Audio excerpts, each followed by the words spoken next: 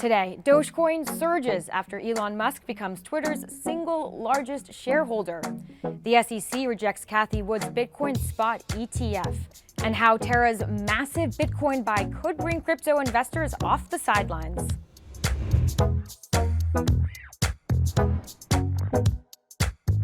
Welcome to CNBC's Crypto World. I'm Pippa Stevens. Digital currencies are starting the week lower, and the market as a whole fell about 2% by noon Eastern. Bitcoin dropped about 1.5%, Ether fell by 2%, and Ripple's XRP fell by 2.1%. Let's talk about what analysts are watching. JP Morgan says the upside for crypto could be limited thanks to falling stablecoin holdings. The share of total crypto market cap taken up by stablecoins fell from 10% at the beginning of March to 7%. JPM also found that Ethereum is back in overbought territory. Short coverings, or when investors buy back an asset to close a short position, has been more intense for ETH than for Bitcoin. And over at Citi, they expect Bitcoin prices to remain highly volatile as global factors like regulation in the US and abroad continue to weigh on the digital currency. Now for the top stories. Elon Musk just bought a giant stake in Twitter, and the move sent the stock price and Dogecoin soaring. The meme cryptocurrency gained as much as 10% after Musk bought a 9% stake in the company, valued at nearly $2.9 billion. But the Doge rally didn't last. Prices turned negative by noon, dipping about 1%. Next, the SEC just rejected another Bitcoin spot ETF. This time from Cathie Wood's ARK and 21 shares. Now, this isn't the first time the SEC has rejected one of these funds, which are pegged directly to the price of Bitcoin. It could be only a matter of time before one gets approved. As we've talked about before on the show, the SEC is looking to change its definition of an exchange, and that could pave the way for one of these spot ETFs. Bloomberg Intelligence expects a spot ETF to launch in 2023. Finally, Coinbase is ready to expand in India thanks to new regulatory clarity. The crypto exchange will add 1,000 new employees, adding to the 300-person staff it already had in India. The nation just implemented a 30% tax on crypto gains and a 1% tax on all transfers of crypto. Now for our main story. Terra is making waves with its Bitcoin buying spree. Since January, the network accumulated about $1.4 billion worth of the cryptocurrency, about halfway towards its goal of building a $3 billion reserve for its stablecoin UST. In fact, Terra is now the third largest holder of Bitcoin behind MicroStrategy and Tesla. But the project's founder wants to go even further. He's interested in buying $10 billion worth of Bitcoin for Terra's reserves, all in the hopes of making the stablecoin, well, more stable. Crypto World host Tanaya Macheel spoke to Liberman, co-founder of Delphi Digital, about the billions in Bitcoin purchases and, importantly, what it means for Bitcoin investors. We've been talking about Terra a lot this past week. Its Luna token hit an all-time high last week. The organization that initially launched the Terra blockchain, Terraform Labs, it's been buying Bitcoin in troves, and that has sort of helped push the price of Bitcoin higher. It's building a reserve for its stablecoin, UST. So what do crypto investors need to know? And I know that you at Delphi are specifically pretty bullish on Terra, and I think we're going to get to that in a bit. But let's actually start with the investors in Bitcoin.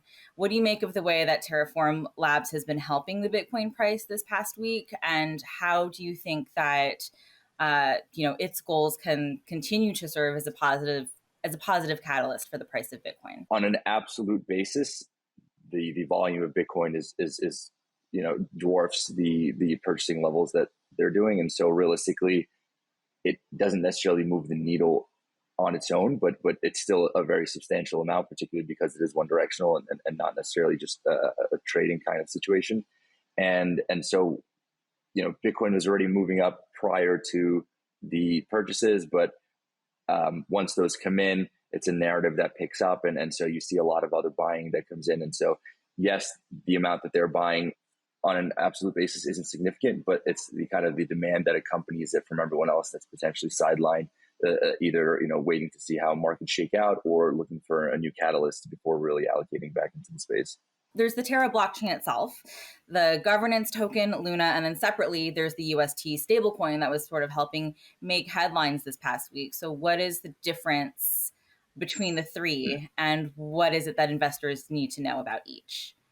Absolutely. So Terra is in layer one blockchain. If you think about it, it's a settlement layer like Ethereum, like Solana, like Avalanche, and the idea is protocols are built on top of it that leverage the security of the underlying chain, and that's how value accrues. Where the more kind of adoption and growth you see in these individual ecosystems, the more kind of upside you start to see in the layer one chain. And so you can think of it as a kind of a way to each of these are their own internet to an extent, and this is one way to actually monetize the underlying base layer on top of which everything is built. And so in that sense, it's similar, but that's glossing over a lot of details in terms of their differences. And then zooming in a little bit further in terms of where UST comes into play. So Terra or Luna stakers that run these validators are what actually secure the chain. Then on top of that, they're building a decentralized stablecoin. So you have the product market fit for stablecoins is massive. Things are going to continue to be priced in the dollar for the foreseeable future, and that's what people want to interact with. But having one that's actually decentralized is a massive opportunity. And so you have these others like USDC, USDT, and the idea is that those are fully collateralized, and people that creates a huge sense of comfort.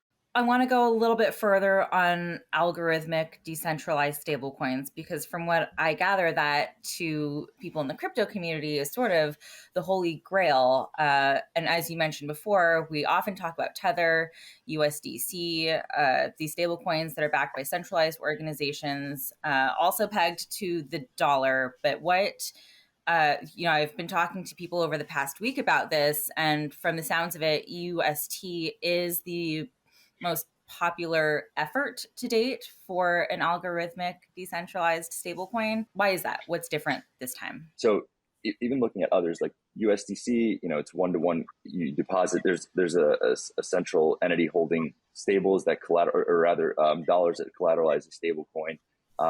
DAI is more so a product of leverage rather than demand. And the difficulty with algorithmic stablecoins has generally been scaling or ensuring that supply scales with demand on a pretty appropriate basis, where you can either incentivize supply expansion, but then you don't necessarily have the demand that can justify it. And that's when these things can fall apart, particularly if they overheat. And then, it doesn't really, there's a big mismatch there. Whereas here, the idea is they've built this kind of massive ecosystem that helps support the demand for UST. And then now what's helping with the Bitcoin side is, so previously it was purely collateralized by Luna. And so the risk was always in these massive downturns. The negative is that, people fear for the stability of the peg. And then as a result, they exit the system. And the way you exit the system is by minting Luna. And so if others think that there's going to be this massive run, then what happens is there's a lot of reflexivity as people mint Luna, sell it, and then gradually, and then everyone who holds Luna is also afraid of this happening. And so you kind of get this reflexivity downwards. What was very telling is, it's all of these work well when markets are doing well, but when in these massive downturns is really where you can really see the stress test. And going back to May, it was very promising to see at the time how well it was able to hold up, all things considered. And so I think it's the real confidence builds in its ability to endure really trying times. And so we've had that already happen, but now we're introducing a new variable, and that's where Bitcoin comes in. And so Bitcoin will effectively function as a comparable alternative to Luna in the minting and burning mechanism. So if individuals want to redeem UST, they can now redeem it for Bitcoin rather than necessarily needing to mint Luna. And then at the same time, if they want to mint UST, they can deposit more Bitcoin and mint that Luna or mint that UST. Before we go, we want to remind you that you can watch that full interview over on CNBC.com/Crypto World. That's all for today's show, but we'll be back again tomorrow, and we'll see you then.